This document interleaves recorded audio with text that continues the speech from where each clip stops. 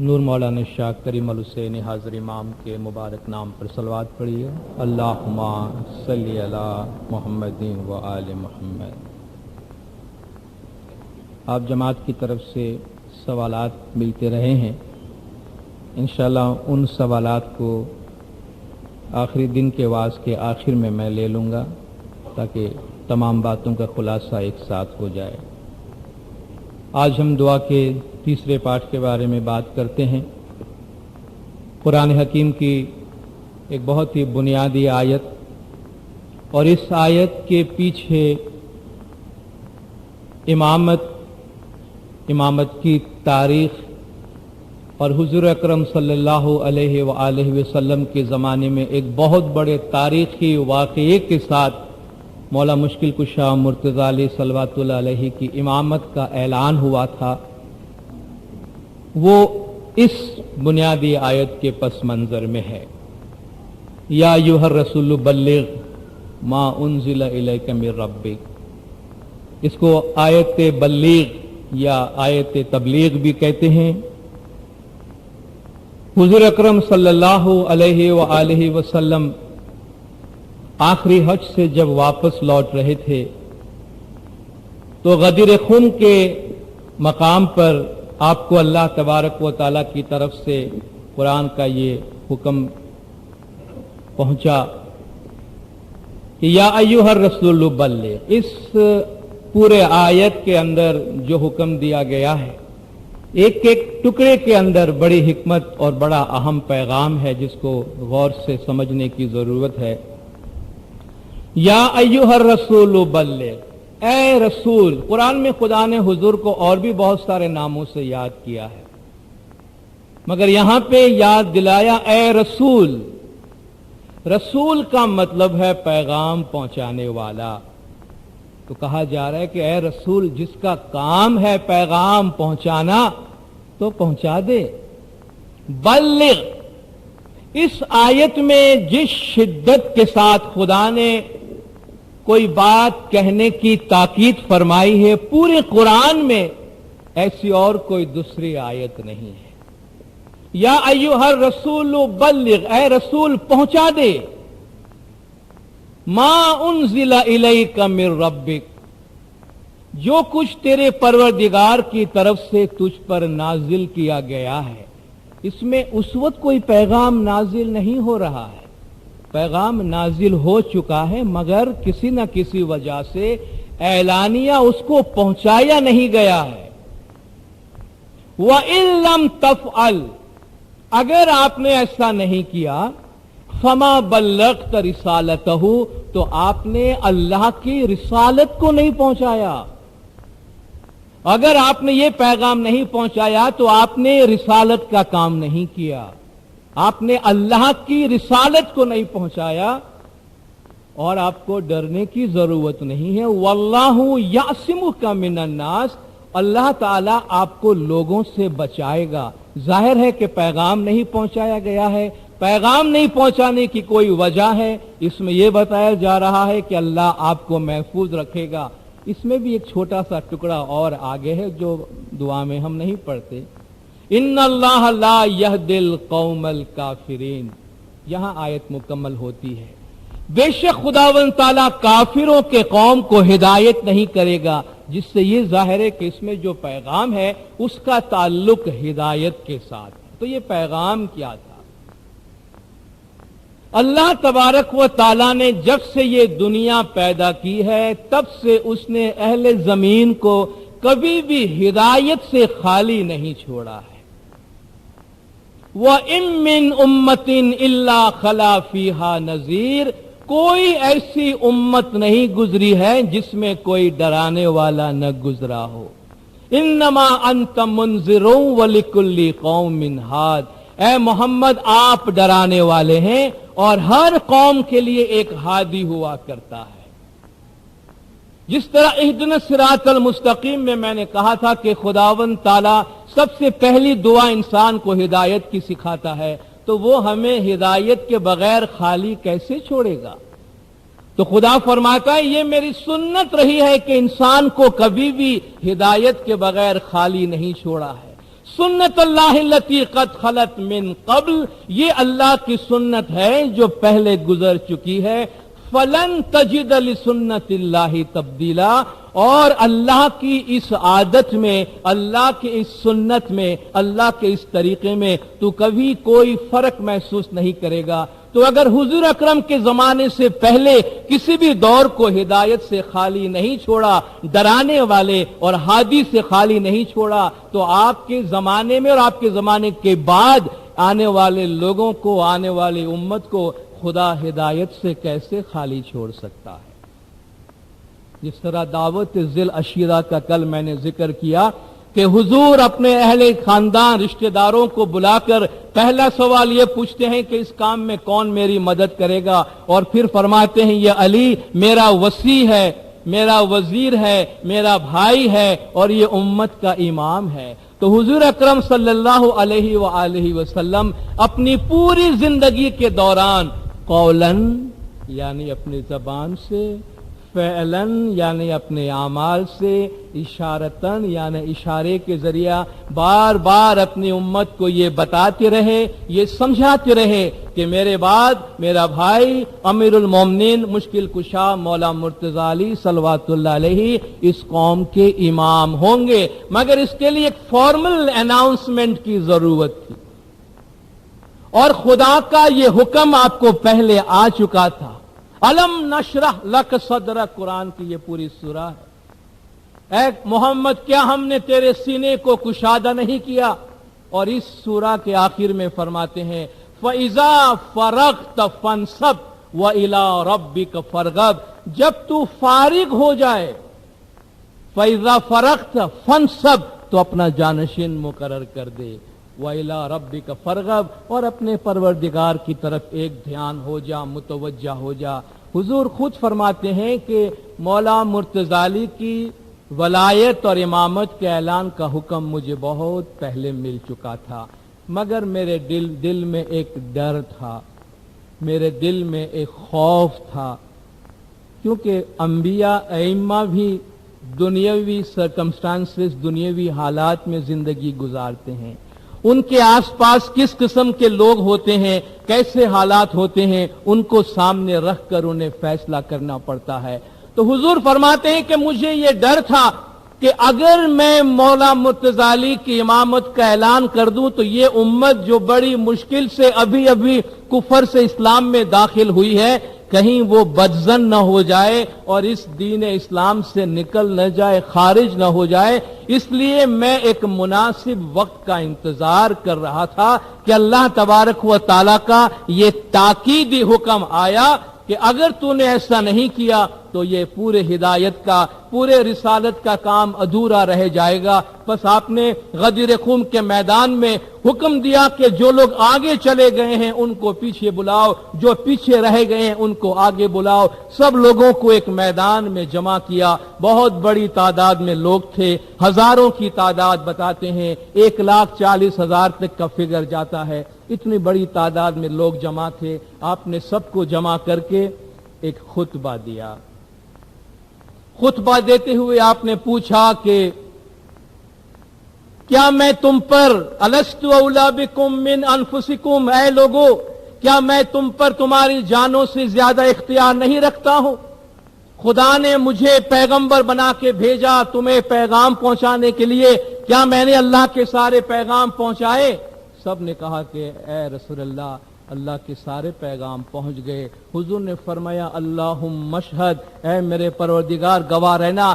آپ نے پوچھا کیا میں تم پر تمہاری جانوں سے زیادہ اختیار نہیں رکھتا؟ قرآن کی آیت ہے النبی اولا بالمؤمنین من انفسہم، نبی مومنوں پر ان کی جانوں سے بھی زیادہ اختیار ہے. یہ اولا اور مولا ایک ہی روٹ کا بنا ہوا لفظ ہے. سب نے کہا یا رسول اللہ بے شک آپ ہم پر اولا ہے، ہماری جانوں پر زیادہ اختیار رکھتے ہیں. آپ نے مولا مشکل کشا مرتضی علی کا ہاتھ پکڑ کے بلند کر کے فرمایا فمن کنت مولاہ فعلی مولا، جس کا میں مولا ہوں اس کا یہ علی مولا ہے. اور آپ دعا مانگتے ہیں اللہم والی من والاہ، اے اللہ اس کو دوست رکھنا جو علی کو دوست رکھے.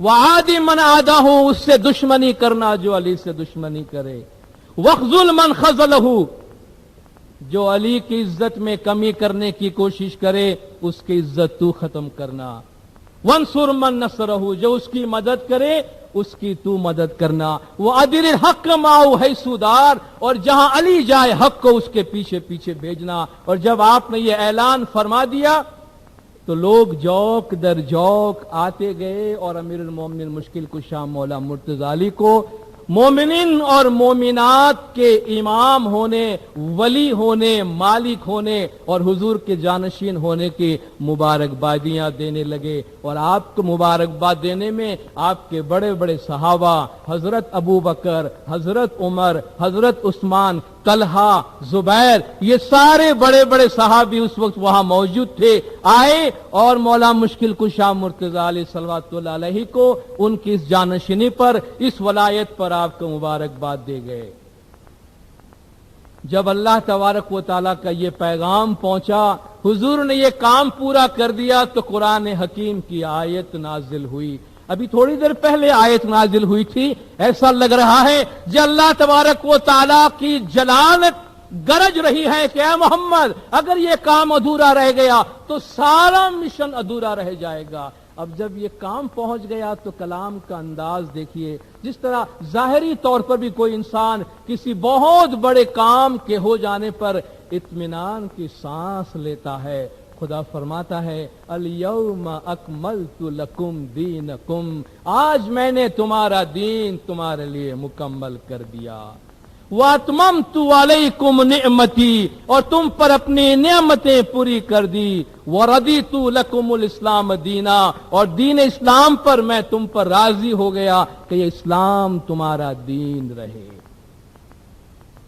और ये वाकया एक ऐसा वाकया है कि जिससे अहले सुन्नत वल जमात के बड़े बड़े उलमा इसे कबूल करते हैं, इसे कबूल करते हैं। अहले सुन्नत वल जमात की हदीसों की 6 मशहूर किताबें हैं जिसे वो सिहा सित्ता कहते हैं।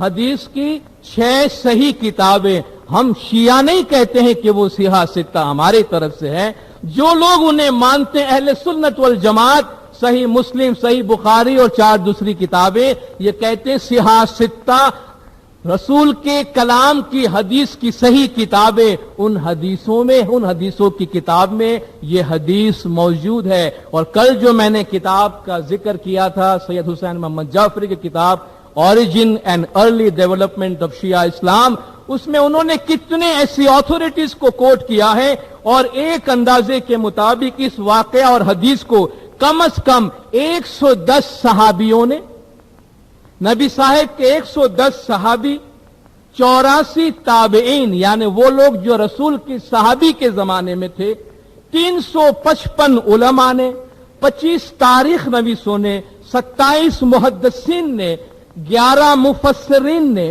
18 माहिरीन मजहब ने और 5 माहिरीन जबान ने इस वाकया को सही करार दिया है। इस वाकया पे किसी को कोई कलाम नहीं, कोई ये नहीं कहता है कि ये वाकया पेश नहीं आया। तो आप कहेंगे भाई फिर क्या मसला है, मौला मुर्तजा अली की इमामत का इतना शानदार और आलीशान बरमला बबांगे दोहल ऐलान के बाद फिर लोगों को क्या हो गया? वाकया तो हो गया, ऐलान तो हो गया, मगर हुजूर अकरम सल्लल्लाहु अलैहि वआलिहि वसल्लम की वफात के बाद जब अथॉरिटी और पावर का झगड़ा शुरू हुआ, जब सियासत मजहब के अंदर दाखिल हो गई, तो आप जानते हैं कितनी खुद गर्जियां उसमें दाखिल हो जाती है। तो लोग हुजूर के फरमान और हुजूर की कलाम की क्या से क्या इंटरप्रिटेशन करने लगे। तो जिस तरह उलुल अम्र का अपना इंटरप्रिटेशन करते हैं, इमाम मुबीन की अपनी तशरीह करते हैं, तो लफ्ज मौला की भी अपनी तशरीह कर दी कि भाई मौला के तो बहुत से मानी होते हैं, और ये सच्ची बात है कि मौला के बहुत से मानी होते हैं। मौला के मानी दोस्त होते हैं, मौला के मानी अथॉरिटी होते हैं, मौला के मानी कारसाज होते हैं, मौला के मानी गुलाम होते हैं, बहुत से मानी है। उन्होंने कहा भाई हाँ, रसूल ने अगर ये फरमाया कि जिसका मैं दोस्त हूं उसका अली दोस्त है, तो ठीक है, इसमें कौन सी बड़ी बात है। ट्विस्ट कर दिए, मीनिंग में, मानी में ट्विस्ट कर दिए। और जब लोगों ने इस वाकया को आगे चलकर बयान करना शुरू किया तो अपनी अपनी जो सियासी उनकी पसंद और नापसंद है, पॉलिटिकल एफिलिएशन जिसे आप कहते हैं, उस बिना पर उन्होंने इस वाकया को बयान करना शुरू किया और इसके मानी को तोड़ मरोड़ कर बयान किया। तो जहां तक इस हदीस की और इस वाकये की सेहत की बात है, इसमें किसी को कोई एतराज नहीं और किसी को किसी किस्म का कोई कलाम नहीं। एक शायर ने बहुत खूबसूरत तरीके से कहा है कि भाई मौला के मानी के झगड़े में क्यों जाते। हुजूर ने फरमाया, कुरान में खुदा की आयत है, अन्नबिय्यु औला बिल मुमिनीन मिन अनफुसिहिम, नबी मोमिनों पर उनकी जानों से ज्यादा बाला आला और बाइख्तियार है। बस वही मानी मौला का है। अबस दरमौनिये मन कुंतु मौला मी रवि हरसू, अबस दरमौनिये मन कुंतु मौला मी रवि हरसू, अली मौला बेऔन मौनी के पैगंबर बुअद मौला। तो ये मौला के मानी में इधर उधर क्यों जाते हो, खामखा यहां वहां भागते हो। भाई जिस मानी में पैगंबर मौला था, उसी माने में अली हमारे लिए मौला है। तो हुजूर अकरम ने अल्लाह तबारक व तआला के कलाम और फरमान के मुताबिक ये पैगाम पहुंचा दिया। और खुदा ने फरमाया कि ये पैगाम अगर न पहुंचता तो पिछला सारा पैगाम बेकार हो जाता, गोया दीन अधूरा रह जाता। इसका मतलब यह है कि पिछला सारा पैगाम एक शख्स ने कबूल तो किया, लेकिन यह पैगाम कबूल नहीं किया, तो उसका क्या मतलब हुआ कि गोया उसने पिछला पैगाम भी कबूल नहीं किया। अगर पिछले पैगाम पहुंचाए और ये नहीं पहुंचाया तो पिछले पैगाम बेकार है। तो पिछले पैगाम सुने और आखिरी पैगाम सुनने के बाद उसको कबूल नहीं किया तो गोया तुमने पिछला पैगाम भी कबूल नहीं किया। तो खुदावंद तआला ये फरमाता है कि मौला मुर्तजा अली के इमामत के ऐलान से दीन इस्लाम की तालीमात मुकम्मल हो जाती है कि अब दीन इस्लाम अपनी डायनामिज्म के साथ, दीन इस्लाम अपनी फ़आलियत के साथ हमेशा दुनिया के अंदर जिंदा रहेगा और जमाने के इमाम के साथ दीन इस्लाम की जिंदगी बरकरार रहेगी। इसके आगे हम अल्लाह तबारक व तआला की कुछ सिफात और सिफाती नाम बयान करते हैं कि ला इलाहा इल्लल्लाहुल हय्युल क़य्यूम, अल्लाह ताला के सिवा कोई माबूद नहीं जो हयात और कायम है, जो खुद जिंदा है, जिसे कभी मौत नहीं और जो हमेशा कायम है। हम जब जमात में दाखिल होकर जो हमारा सलाम देते हैं, ये इन्हीं दो खुदा के नामों से निकला है जिंदा कि वो खुदा का नूर जमीन पे जिंदा है, अल हई, कायम पाया अल क़य्यूम कि वो हमेशा दुनिया में हयात और कायम मौजूद है। वो खुद भी कायम है, उसी की वजह से ये कायनात कायम है। वो खुद हई है और उसी की वजह से इस पूरी कायनात को हयात हासिल है। ला इलाहा इल्लल्लाहुल मलिकुल हक्कुल मुबीन, अल्लाह के सिवा कोई माबूद नहीं, जो हकीकी बादशाह है, जो बादशाह है, हक है और जाहिर है। कुलिल्लाहुम्मा मालिकल मुल्क, कहो कि अल्लाह तू सल्तनत का मालिक है, तू तिल मुल्क मन तशा, तू जिसे चाहे सल्तनत दे दे, व तंज़िउल मुल्क मिम्मन तशा, तू जिससे चाहे सल्तनत ले ले, तू इज़्ज़ु मन तशा, तू जिसे चाहे इज्जत दे दे, व तुज़िल्लु मन तशा, जिसे तू चाहे जलील कर दे। बियदिकल खैर, तेरे हाथ में नेकी है, इन्नका अला कुल्लि शैइन कदीर, बेशक तू हर चीज पर कुदरत रखने वाला है। ला इलाहा इल्लल्लाहुल मलिकुल हक्कुल यकीन, अल्लाह के सिवा कोई माबूद नहीं, जो बादशाह है, हक है, बादशाह है, हक है और यकीन है। उसका वजूद ऐसा है और उसके वजूद की निशानियां आफाक में यानी कायनात में और अनफुस यानी हमारे वजूद में इतना ज्यादा है कि उससे कोई झुटला नहीं सकता। हर वक्त उसका यकीन जो है वो मुबीन बनकर हमारे सामने होता है, हम उससे देखते हैं और उसका यकीन करते हैं। ला इलाहा इल्लल्लाहु मालिकु यौमिद्दीन, अल्लाह के सिवा कोई माबूद नहीं जो कयामत के दिन का मालिक है। ला फता इल्ला अली, ला सैफ इल्ला जुल्फिकार, अली के सिवा कोई बहादुर नहीं, जुल्फिकार के सिवा कोई तलवार नहीं। ये जुमला जो है یہ ایک لحاظ سے حدیث قدسی میں آتا ہے. حدیث قدسی وہ حدیث ہوتی ہے جو اللہ کا کلام تو ہے مگر قرآن میں داخل نہیں ہے. کچھ ایسی احادیث ہیں جو حضور نے فرمایا کہ یہ آسمانی آواز ہے, یہ اللہ کا فرمان ہے, مگر وہ نزول قرآن کے طور پر اسے قرآن میں شامل نہیں کیا جاتا.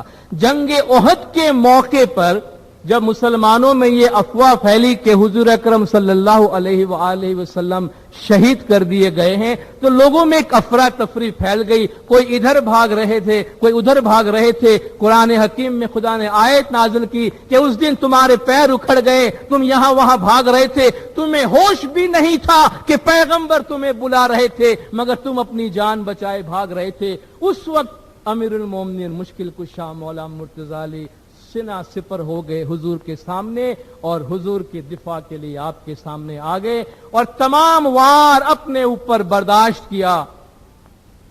کہتے ہیں اس وقت جبرائیل امین نازل ہوئے اور حضور سے فرمایا کہ اے محمد دیکھ رہے ہیں علی آپ پہ کیسا فدا ہو رہا ہے.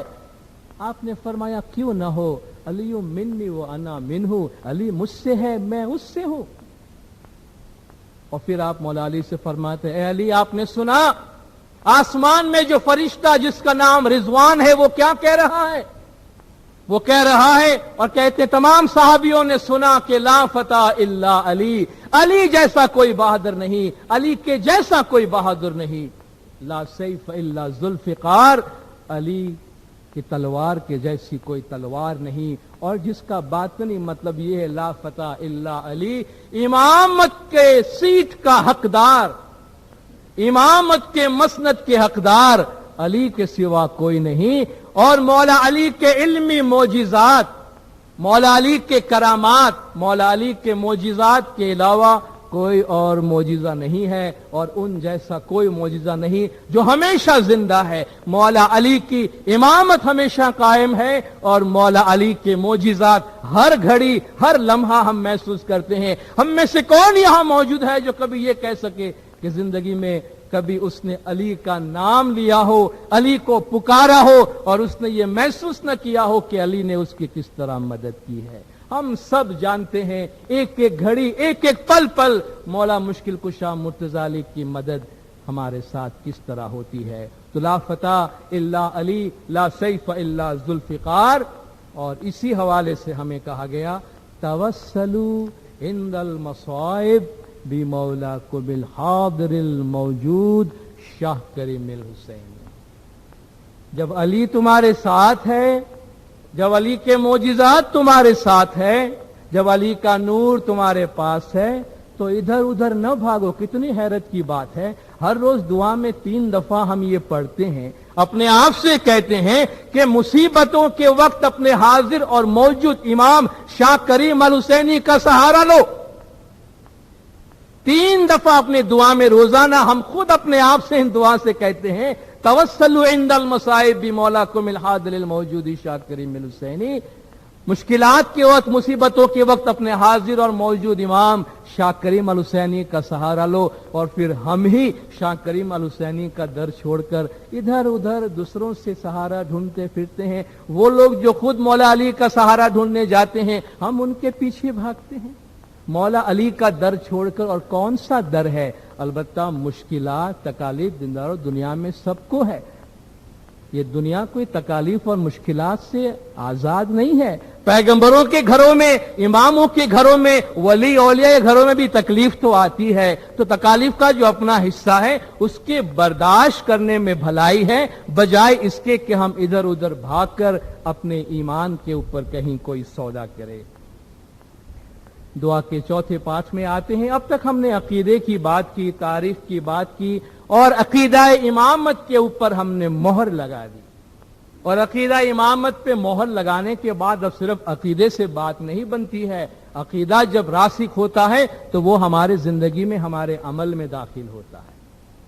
تو جب امامت کا عقیدہ راسخ ہو جاتا ہے تو اب ہم سے کہا گیا کہ زمانے کے امام کی تابعداری کرو, ان کی فرمان برداری میں آ جاؤ, اور ان کو یہ قول دے دو, کیونکہ وہ اس کے قول پہ, اس کے فرمان پہ عمل میں تمہارے دونوں جہان کی فلاح و بہبود ہے.